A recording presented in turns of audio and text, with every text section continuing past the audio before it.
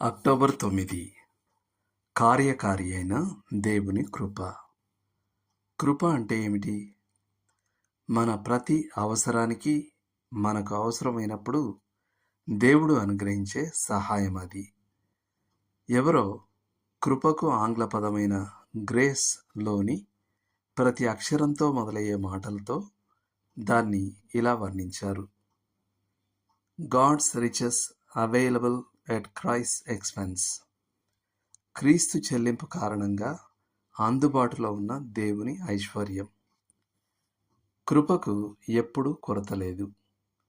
దేవుడు మన ఆధ్యాత్మిక పరిచర్యలకు మరియు మన పదార్థ భౌతిక అవసరాలకు చాలినవాడు.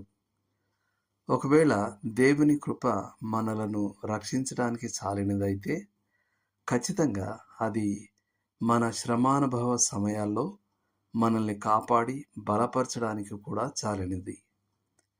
పౌలు దేవుని వాగ్దానాన్ని స్వంతం చేసుకొని తనకు అనుగ్రహింపబడిన కృపను వినియోగించుకున్నాడు. ఆ విధంగా విషాదంలా కనబడిన దాన్ని విజయంగా మలుచుకున్నాడు. మనం దాన్ని ఎలా చూసినప్పటికీ దేవుడు మనకున్న ప్రతి అవసరతకు సరిపోయినవాడు. అయితే దేవుడు తన కృపను మనం కేవలం శ్రమానుభవాల్ని సహించడానికి మాత్రమే ఇవ్వడు. విశ్వసించని ప్రజలు కూడా గొప్ప సహనాన్ని కనపరచగలరు.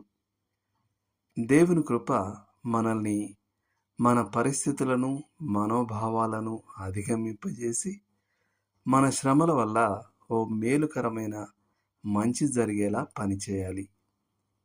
పౌలు విషయంలో జరిగినట్టే మన శ్రమానుభవం మనల్ని అదుపులో ఉంచే నిరంకుశుడు కానక్కర్లేదు, కానీ మన కోసం పనిచేసే దాసుడవ్వాలి.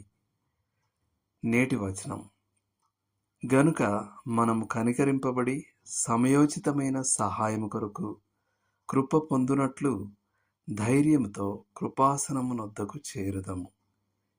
హెబ్రీ 4:16. ఇంకా చదవండి.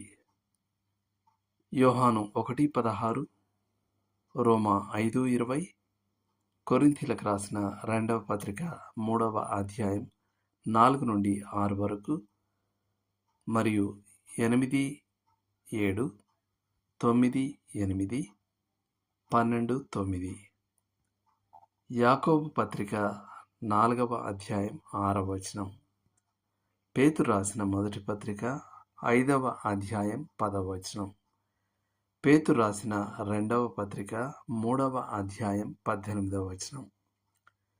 చేయాల్సిన పని: మీ జీవితంలో దేవుని కృప ఎలా చాలినదిగా ఉంది? ఇతరులకు పరిచర్య చేయడంలో, మీ పదార్థ భౌతిక అవసరతలు తీరడంలో, ఇతరులకు మీరు ఆయన కృపా సాధనంగా ఉండేందుకు సహాయపడమని దేవుణ్ణి వేడుకోండి. దేవుడు మిమ్మల్ని దీవించునుగాక. ఆమేన్.